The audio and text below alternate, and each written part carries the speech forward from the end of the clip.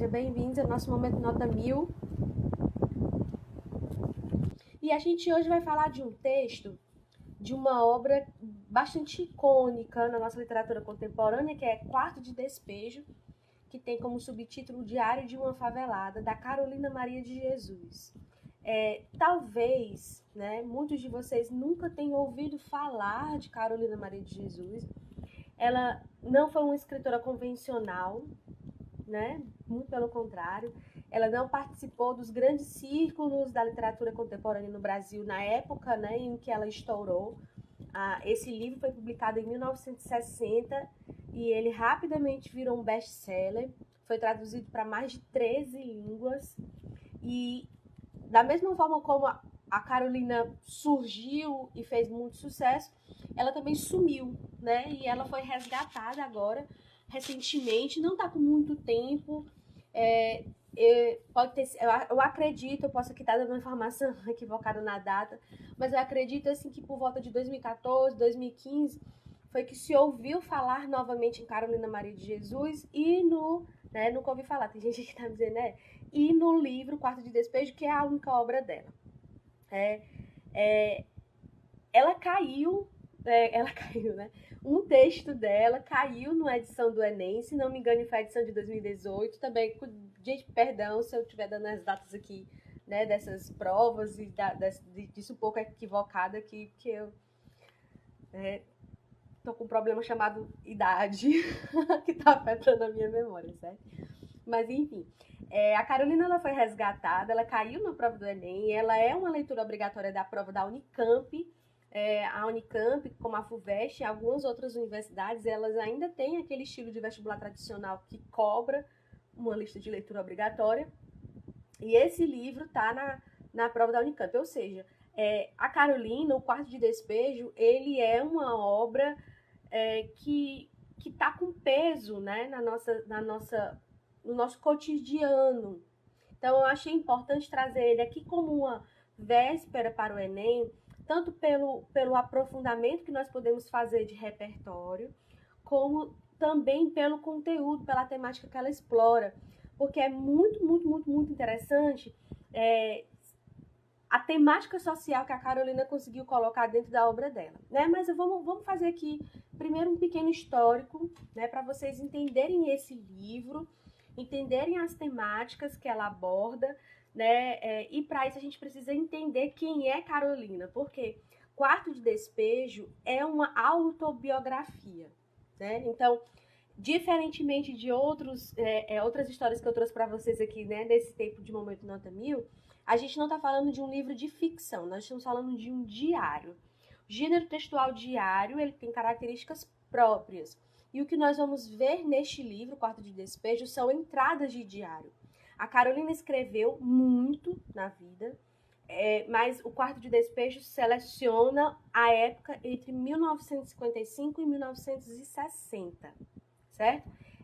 Não é contínuo, vai ter um pulo de 3 anos desse livro. O editor, eu vou já contar a história desse editor também, porque ela é muito interessante. O editor, ele fez vários cortes de temáticas repetidas, de dias que pareciam muito iguais, então ele procurou, vamos dizer assim, colocar um material mais enxuto, daquilo que a Carolina escrevia. Ela escreveu 20 cadernos, ele recolheu dela 20 cadernos, olha só, tanto que ela escreveu, Então a gente tem aí esse recorte de 5 anos, num período muito icônico. Estou usando muito essa palavra, mas é porque ela tem muito sentido aqui. Num período muito icônico da história do Brasil, que foi aí a segunda metade da década de 50, que foi o período do desenvolvimentismo, Juscelino Kubitschek, que foi o período aí de saída da Era Vargas, foi o período do crescimento das indústrias no Brasil, foi um período de grande desenvolvimento econômico, só que em contrapartida, a gente teve muito ônus, Teve muito bônus, esse desenvolvimento industrial, todo o crescimento econômico que nós tivemos durante a Era JK, contudo, houve muito ônus. E isso vai se dar, por 2 motivos muito importantes. Primeiro, foi porque todo esse desenvolvimento ele teve um custo, né? O Brasil entrou numa revolução industrial, vamos dizer assim, numa era industrial muito atrasado em relação aos outros países, principalmente aos países europeus. A gente vai ter um desenvolvimento industrial aqui na era JK, que vai fazer com que o perfil social mude, né? A gente vai ter aí uma ascensão de classe média, a gente vai ter aí um desenvolvimento social. E esse desenvolvimento, ele vai diferenciar as classes, né? As classes ricas, as classes médias. A gente vai ver aí o enriquecimento dessa classe média, as pessoas vão adquirir os seus carros montados no Brasil, que isso era uma coisa que chegou com o JK. Elas vão ter os seus carros, seus televisores, seus eletrodomésticos, né? Vai haver toda essa... Vou salvar assim, pode deixar, vai ficar aqui no feed, viu? Todo esse desenvolvimento que vem, né, com esse surto, não foi um surto, não vou falar essa palavra surto não, mas com esse boom, né, vamos dizer assim, industrial promovido pelo desenvolvimentismo do JK, vai trazer um ônus social que é o quê? Exatamente pelo fato de a gente ter aqui, né, esse crescimento das classes altas, também a gente vai ter um rebaixamento, vamos dizer assim, das classes mais baixas. Então, vai haver um aumento na desigualdade social, certo?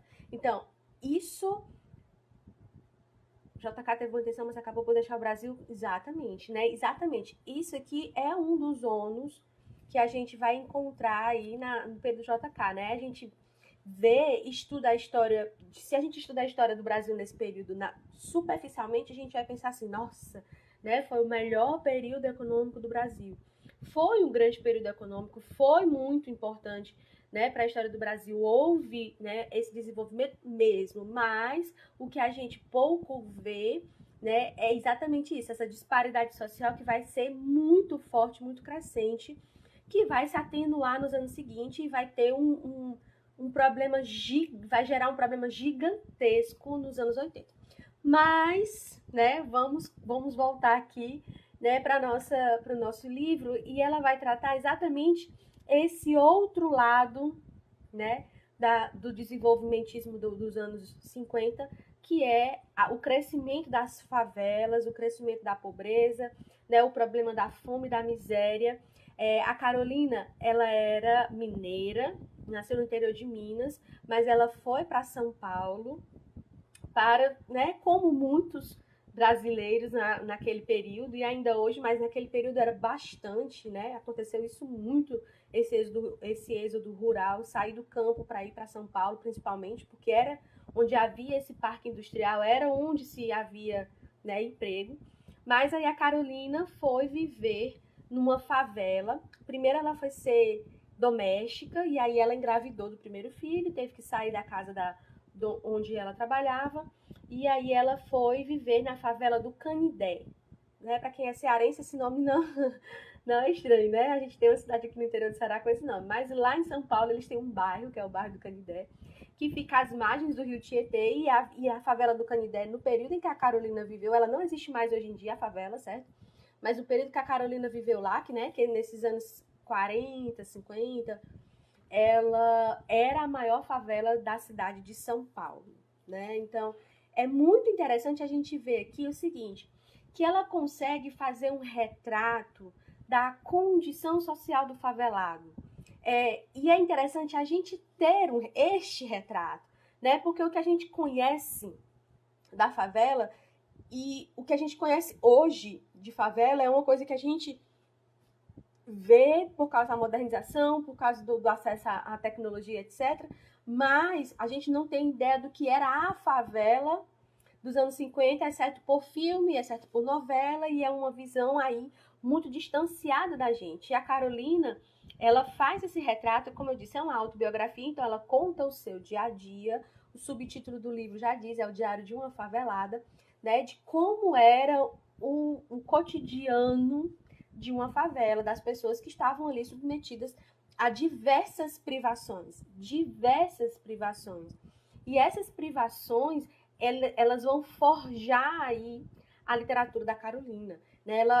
Ela era semi-analfabeta, mas isso não a impediu de continuar estudando depois que ela só cursou 2 anos o colégio, mas isso ela não impediu de ela continuar estudando, continuar se interessando por leitura.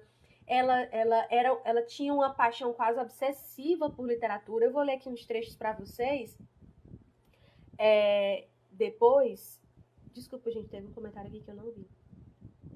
Depois eu leio, certo? Se vocês quiserem fazer alguma pergunta, vocês podem deixar nessa caixinha aqui que fica mais fácil de eu ver e responder, tá certo? Tem uma caixinha de pergunta, né? Tem tipo uma interrogaçãozinha, ela aparece aqui pra mim, aí dá pra responder vocês de forma mais pontual, tá bom? Então, ela tinha uma paixão quase obsessiva pela literatura. Eu vou ler depois uns trechos pra vocês verem como ela conseguiu integrar na escrita dela toda esse lirismo. Ela tem uma linguagem até poética, ela tinha um conhecimento de literatura brasileira super interessante. Ela cita Casimiro de Abreu, ela cita Castro Alves. Então é muito interessante ver que junto com isso, junto com esse conhecimento de poesia, esse conhecimento dos clássicos, ela leu Vitor Hugo, ela conhecia Homero, olha só. Ao mesmo tempo, a gente vai ver uma linguagem muito característica desse semi-analfabetismo da Carolina. A gente tem assim, o editor do livro, ele deixou, né, a linguagem como ela foi escrita, ele não revisou. Então a gente tem aí pedaços com erros ortográficos. Ela trocava o X por CH, ela fazia um processo que a gente chama de ditongação, né? Por exemplo, quando não sei se você já tem uma brincadeirinha que a gente diz assim, é nós, né? A gente coloca o OI, né, no nós, né, na primeira pessoa do plural. Esse fenômeno se chama ditongação, e ela escrevia isso, né, normalmente ela falava eu pus o prato, ela falava PUIS, né? Então, para quem lê o texto na íntegra, vai ver que tem essa sempre assim, né? A gente tem um momento aí de um lirismo, né? De um rebuscamento das palavras acompanhado, né? Desses erros ortográficos, né? Dessa linguagem do dia a dia, essa linguagem falada. Ela transpôs muito da fala para a escrita, né? Então a gente vê isso aí como é interessante. Então, a Carolina ela foi descoberta por um jornalista, o nome dele era Adaulio Dantas. Ele foi fazer uma reportagem na favela do Canidé. E aí, quando ele chegou lá, ele encontrou um bate-boca entre duas mulheres, né? E ele viu elas discutindo, e uma delas disse assim, ó, pois eu vou colocar tudo isso que você está dizendo e fazendo no meu livro. E aí ele ficou curioso, né? Disse assim, mas que livro é esse, né? E ele começou a ler os relatos da Carolina, os diários dela. E aí ele descobriu que nada melhor, né, do que saber como era a favela da boca de da própria pessoa, do próprio favelado. E foi esse relato que ele encontrou aí nos cadernos da Carolina. O que é interessante também é que ela tentou publicar esse livro, a história dela não era um livro ainda, né? Quem editou ele como livro foi o Adálio. Ela enviou os cadernos para os Estados Unidos. Olha só o grau de esperteza da Carolina. Tinha uma revista, não sei se é da época de vocês isso, talvez não seja, né? Tinha uma revista americana que circulava aqui no Brasil, chamada Reader's Digest, que a gente chamava aqui no Brasil de Seleções. Me lembro que quando eu era criança, a minha mãe amava essa revista, a gente lia muito aqui em casa, né, as seleções. E ela é americana, não sei se ainda existe. E aí ela enviou pelo correio, né, os cadernos, e eles recusaram, né, a publicação. Eles não editaram a história para contar na revista. Então eles devolveram os manuscritos da Carolina, ela ficou arrasada. Ela conta isso no livro. E até que o Adaulio chegou, né, e disse, não, me dá que eu vou publicar. E aí, como eu disse, ele fez alguns cortes, né, ele diminuiu algumas coisas, ele tentou deixar o texto praticamente na íntegra, mas 20 cadernos, muita coisa, né? E aí ele fez aí uma série de cortes de dias repetidos e tudo mais. Então a gente vai descobrir em um quarto de despejo, na minha época, antiga mesmo, então a gente vai descobrir em um quarto de despejo, né, que Carolina Maria de Jesus tinha 3 filhos, cada um de um pai diferente, 2 meninos e uma menina mais jovem, né? Essa menina, a filha dela mais nova, hoje em dia é professora, Vera Eunice, né? E ela, hoje em dia, é a mulher que carrega, vamos dizer assim, o legado da mãe, que fala da mãe aí, né? Em vários lugares. Se vocês pesquisarem no YouTube, vocês vão encontrar algumas entrevistas da Vera Eunice falando sobre a vida dela na favela, quando ela era criança, como era a mãe, né? Porque a Carolina morreu em 1977, certo? Então a gente tem aí esse período da história da Carolina resgatado ainda na memória da filha dela. Os 2 irmãos, se não me engano, já morreram, acho que sim. Né? Então a gente ainda tem a filha dela para contar essa história. Então, ela era mãe dessas 3 crianças, ela era catadora de papel, ela não era casada, ela não tinha nenhum companheiro. Ela, no livro, ela conta, né, que ela tinha alguns relacionamentos, ela se envolveu com alguns homens, mas ela não queria manter um casamento. Até ela tinha um que ela tinha, era praticamente um namorado dela, vamos dizer assim, era uma pessoa com quem ela tinha uma frequência de encontros, e ele pediu ela em casamento várias vezes e ela não aceitava porque ela tinha aí, ela carregava um trauma, né, dos relacionamentos anteriores dela e também pelo que ela via na favela. Ela, vários casamentos, vários relacionamentos abusivos, homem que batia em mulher, né, o problema do alcoolismo que ela vai denunciar muito no livro, né, como a bebida estragava as relações familiares, as crianças que ingressavam cedo, né, no vício, como isso deturpava a imagem da infância, da inocência, o tanto que ela insistiu na educação dos próprios filhos para que eles não trilhassem esse caminho. Né? A gente ainda não tem aqui, né, nesse período, esse relato aí de droga, né?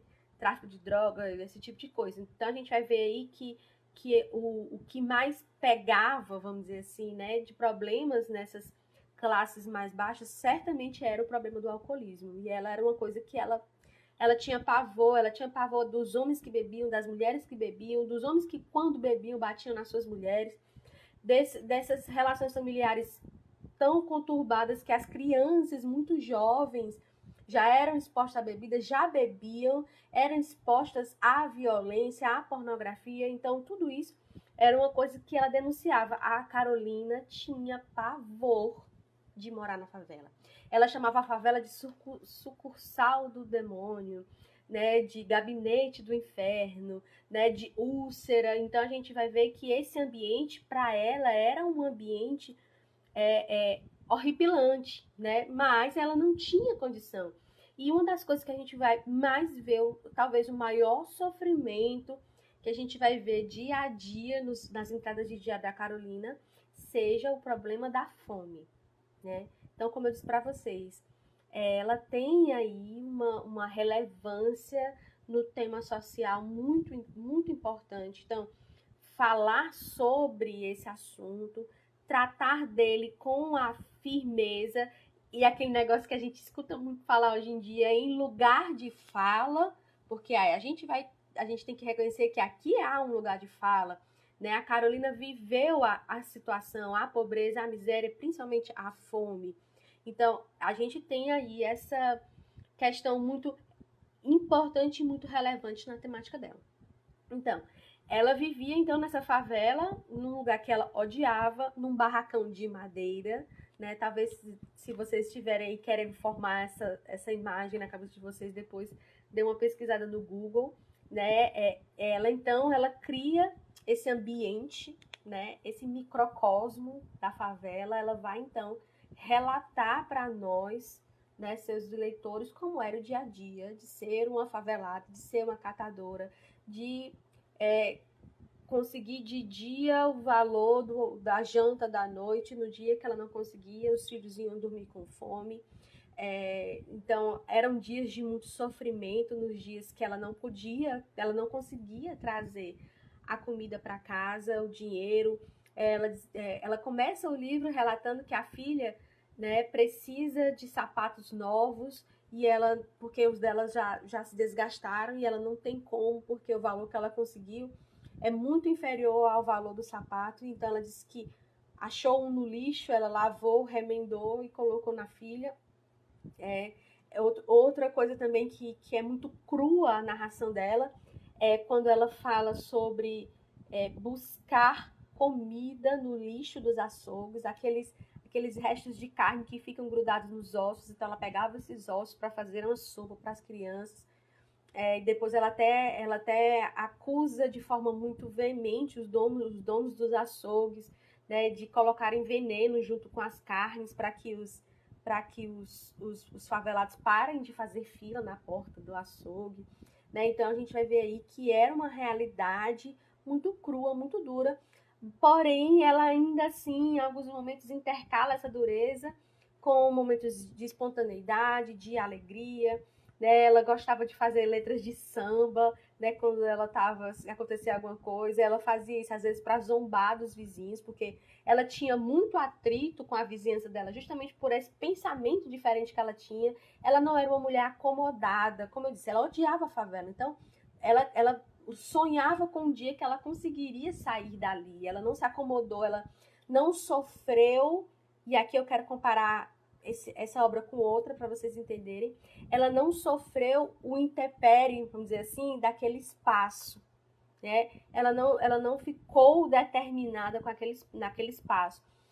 Como foi comum, ela relata isso, né, que às vezes as pessoas vinham do norte, olha só, né, os nordestinos que saíam daqui, dessa região, então do norte mesmo, da região norte do Brasil, e iam para lá, chegavam calmos, chegavam tranquilos, chegavam amigáveis, e depois de um tempo, com a convivência, eles ficavam, né, perdidos, começavam a beber, começavam a roubar, né, começavam a se prostituir. E a gente tem aí uma comparação com o Curtiço, do Aloysio Azevedo, em que ele trata exatamente disso, né? Só que a obra do Azevedo é uma obra ficcional. Ele coloca esses personagens ali como experimentos, vamos dizer assim, né? Então a gente tem aí um personagem, por exemplo, como a Pombinha do Curtiço, que era uma mocinha calma, tranquila, e aí com a convivência no dia a dia daquele ambiente, ela vai se perdendo, ela vai se deteriorando por dentro. Né? Então, a Carolina, ela retrata isso também, mas, repetindo, a gente não está falando de um universo ficcional como o universo de Curtiço. Né? Então, a gente tem aqui, né, essa temática bastante interessante e é uma coisa que a gente tem que observar bem na obra dela. Outro assunto que é muito interessante, e aqui eu vou trazer para vocês um trecho do livro, é quando ela fala sobre os políticos, né, da época. Lembra que a gente estava falando aqui de... deixa eu só achar aqui. A gente estava falando aqui dos anos 50, né? A gente está aqui na São Paulo dos anos 50. Então, ela vai falar o seguinte, ó. Eu, quando estou com fome, quero matar o Jânio, quero enforcar o Adhemar e queimar o Juscelino.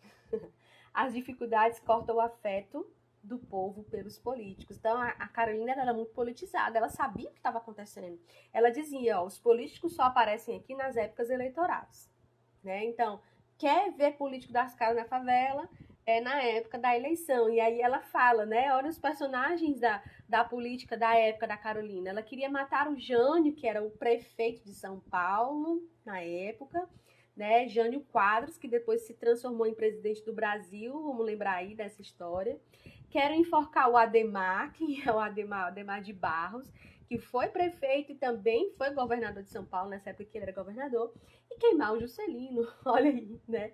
Como ela tinha aí um apreço pelos políticos da época, né? Prefeito, governador e presidente do Brasil na época. Então a gente tem aqui essa característica dela ser antenada com o que estava acontecendo. Ela não era alheia do mundo, como eu disse para vocês, ela tinha uma visão de mundo muito diferente. Ela se destacava por essa visão, ela é uma pessoa que lia muito, então ela não era inocente, né? Vamos dizer assim, ela não tinha aquela visão romantizada das coisas, ou então conformada, né? Ah, eu sou assim, vou continuar assim, essa aqui é a minha condição, né? Vou esperar aí um benefício social do governo para me salvar. Não, né? Ela não tinha essa visão aí, não, né? Pelo contrário. Outro problema também que a Carolina relata nos seus livros é o problema do racismo, né? Já falei para vocês sobre fome, miséria, descaso político, problema do alcoolismo, violência doméstica, né? Ela tinha esse problema com os vizinhos e uma das coisas também que a gente vai ver nos relatos dela é o problema do racismo. Ela conta uma história, gente, muito interessante assim, né? A forma como ela conta é interessante, mas é uma história muito triste. Ela vai contar que uma vez ela estava com dinheiro, ela tinha conseguido esse dinheiro para comprar comida para ela e para os filhos. Então ela chegou no açougue, pediu, fez o pedido da carne e o atendente disse que não tinha, né? Aí ela estranhou e foi embora, né? Mas aí ela ficou na porta observando e aí chegou uma outra pessoa e pediu a mesma carne e o atendente, né, atendeu, né, entregou ali o pedido. Então ela disse assim, quer dizer que é comigo, né, porque a Carolina era negra, ela era neta de ex-escravos. Então a gente tem aqui ainda nessa tônica, né, a mais, né, para bater nessa questão, né, todos esses problemas aí sociais e ainda tinha esse problema pessoal, né, que é do racismo, que não deixa de ser social também, né. Então a gente vai ver todas essas temáticas aí, né, na obra O Quarto de Despejo. Outra comparação interessante que eu queria fazer com vocês aqui, e eu gosto de comparar uma obra com a outra, para vocês entenderem aí o teor, vamos dizer assim, né, da questão. A gente tem aqui uma comparação também muito interessante a fazer com o livro Memórias do Cárcere, do Graciliano Ramos, né, na forma como ele é escrito, na utilização da linguagem. Eu disse para vocês que a Carolina tinha uma mescla de linguagem rebuscada, com erros ortográficos, principalmente pela condição de alfabetização dela.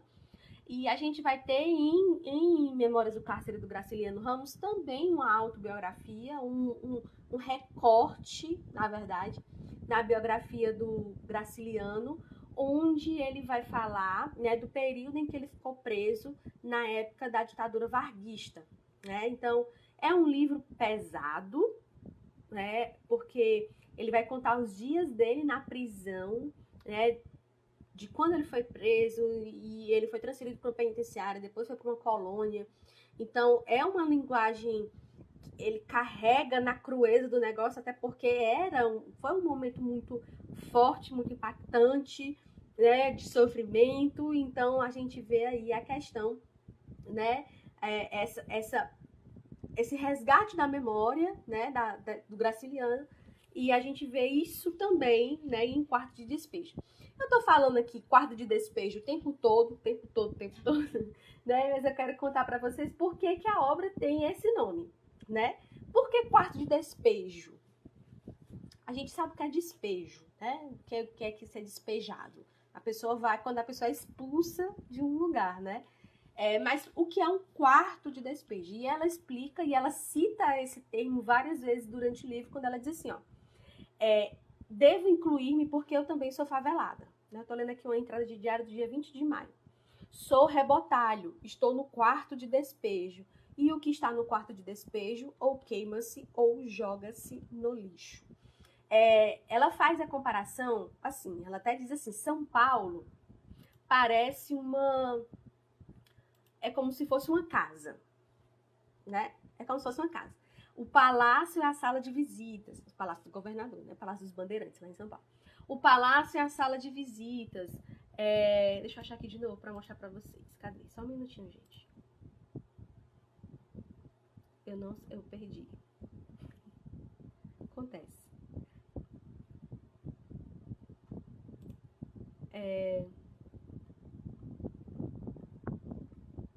Aqui, achei. Eu classifico São Paulo assim, o palácio é a sala de visitas, a prefeitura é a sala de jantar, e a cidade é o jardim, e a favela é o quintal onde jogam os lixos. Então, ela usa o tempo todo essa expressão, né, de que a favela é o quarto de despejo. É como se você imaginasse assim, a nossa casa tem um cantinho, ou um quarto, ou um armário, ou tem gente que coloca assim em cima do forro da casa, não sei se vocês já viram isso, né? Entre o forro e o telhado da casa, tem gente que joga lá uns entulhos, né? Aquilo que a gente não tá usando mais, que não aproveita, mas que a gente ainda não jogou no lixo. Não sei se vocês têm esse costume. E aí, a esse ambiente se chama quarto de despejo, ou seja, aquilo que eu estou me desfazendo, aquilo que eu estou me livrando, eu estou levando para esse quarto de despejo. Então, ela vai chamar a favela de quarto de despejo. Né? Interessante é que ela fala o tempo todo sobre esse quarto de despejo, que os favelados são esses lixos, né, vamos dizer assim, que estão o tempo todo aí sendo, né, deslocados do centro para a periferia. É interessante a gente ver que até o surgimento das favelas no Brasil, ele se dá dessa forma. Né? Por exemplo, no Rio de Janeiro, no início do século XX, a gente vai ter isso aqui que ela está contando mesmo, né? O prefeito do Rio, na época, quis fazer uma grande reforma na capital, e a gente tem que lembrar que no início do século XX o Rio de Janeiro era a capital do Brasil. Então, o prefeito do Rio estava fazendo essa reforma, queria embelezar, queria transformar o Rio na Paris brasileira. E aí, quando ele chegou no centro da cidade, ele se deparou com várias pessoas morando em condições miseráveis. Né? Os cortiços, né, que existiam no centro, como o Aloysio Azevedo contou no final do século XIX, esses cortiços estavam ali. Essas pessoas aí que eram de classe baixa, pessoas trabalhadoras nas pequenas fábricas, as empregadas domésticas, ex-escravos, porque a gente não está muito longe aqui do fim da escravidão no Brasil, então é importante que vocês tenham isso em mente. E aí ele pegou e expulsou todo mundo do centro da cidade para as periferias da cidade, né? E aí foi que começou a surgir as favelas. A gente vê que o Rio de Janeiro é uma cidade cheia de montanhas, de morros, né? Uma cidade muito acidentada geograficamente falando. E aí as pessoas saíram do centro da cidade e foram subindo os morros. E a gente tem, então, o surgimento das favelas, né? Então a gente está falando aqui do Rio, capital federal.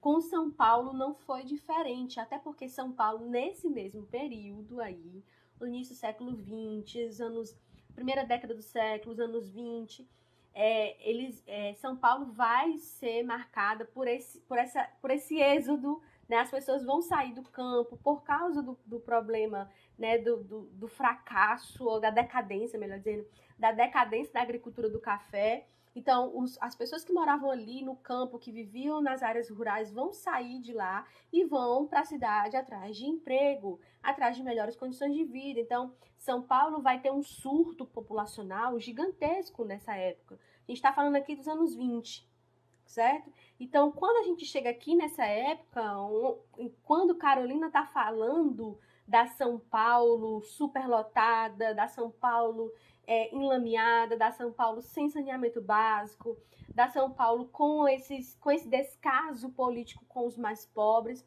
a gente está vendo aí as consequências, né? Como é que eu posso dizer? Consequência mesmo a palavra. As consequências desses atos, desse tipo aí, tanto do crescimento industrial, como eu comecei falando para vocês, né, que vai trazer muita gente de outras partes do Brasil para a cidade, como também desse crescimento desproporcional da cidade, que vai fazer surgir muitas favelas. Uma coisa de quem ela reclama muito no livro é da lama, né, que quando chove, né, fica muito enlameado a favela, assim, eles ficavam atolados mesmo de lama, e a gente sabe, para quem sabe, né, para quem é de São Paulo, se alguém tiver algum paulista aqui com a gente, né, para quem sabe disso, São Paulo também tem épocas de muito frio, então era uma coisa também que fazia com que a Carolina sofresse bastante. Mas vejam, né, o resumo da história aqui para vocês. Quarto de Despejo não é um livro ficcional, é uma autobiografia. A gente vai ter como assunto principal, né, essa mulher que, diante das adversidades da vida, faz de tudo para vencer. E eu não digo vencer por ambição ou por desejo de sucesso, embora ela quisesse sim, né, ter sucesso, ter uma condição melhor de vida, embora ela tivesse esses olhos um pouco mais para frente, vamos dizer assim, do tempo dela, ou ela visse, né, uma realidade além daquilo que estava cercando ela, a gente vai ter, na verdade, o fato de a gente encontrar aqui uma mulher que lutava pela sua sobrevivência. Ela lutava por condição melhor para os filhos dela, né? Quando eu disse para vocês que ela via as questões, né, que o alcoolismo trazia, né, da violência, do roubo, da criminalidade, e ela dizia assim: é por isso que eu preciso educar os meus filhos. Olha que interessante essa visão que ela tem. Ela precisa educar as crianças para que eles não cresçam dessa forma, para que eles possam ver a realidade, para que eles possam fugir dela. Então, assim, construa para você um caminho novo, né, um caminho diferente. E ela conseguiu, né, de certa forma. Como eu falei para vocês, o livro foi publicado em 1960. Ela foi best-seller, ela fez muito sucesso, ela conseguiu sair da favela, ela foi morar, né, em outro local, na cidade de São Paulo. Ela conheceu grandes nomes da literatura na época, Manuel Bandeira, Clarice Lispector, que disse que o livro dela era sensacional. Olha só que elogio, né? O Manuel Bandeira também gostava muito da Carolina, do escrito, do livro. Ela viajou o Brasil, ela fez encontros em livrarias. Então, o livro, né, a escrita dela conseguiu fazer com que ela saísse da condição miserável. Contudo, né, ela teve aí, da mesma forma como ela subiu, ela também desceu. Né? Então, a obra depois se apagou e sumiu. A Carolina voltou para a pobreza. Ela não voltou para a favela, mas ela morreu em condições bem, né, pobres, infelizmente. Ela tinha um problema respiratório e ela morreu em decorrência de uma pneumonia. E acabou que ela não viu, né, o sucesso que algumas décadas na frente o livro dela alcançou e ainda está alcançando. É um livro muito interessante. É um livro que vale a pena a leitura, é um livro que vale a pena você passar para frente, né? Como eu disse, a gente hoje em dia abusou do nome, do termo, da expressão lugar de fala, né? Abusou do que eu digo assim, porque passou do limite, né? O uso dessa expressão.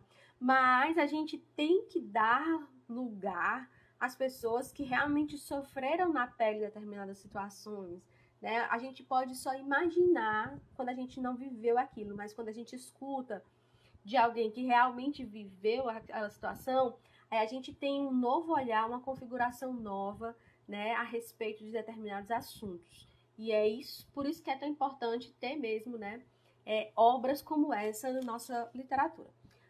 Só assim, por uma questão técnica, a gente não encaixa a Carolina em nenhuma escola literária, a gente não vai ver que ela não vai ter características do modernismo de 45, se a gente fosse situar ela em alguma escola, né? A gente não vai encontrar características afins dela com outros escritores do mesmo período, mas a gente encaixa aí a Carolina dentro da literatura contemporânea brasileira, até pela atualidade das temáticas que ela trouxe na sua obra, tá bom?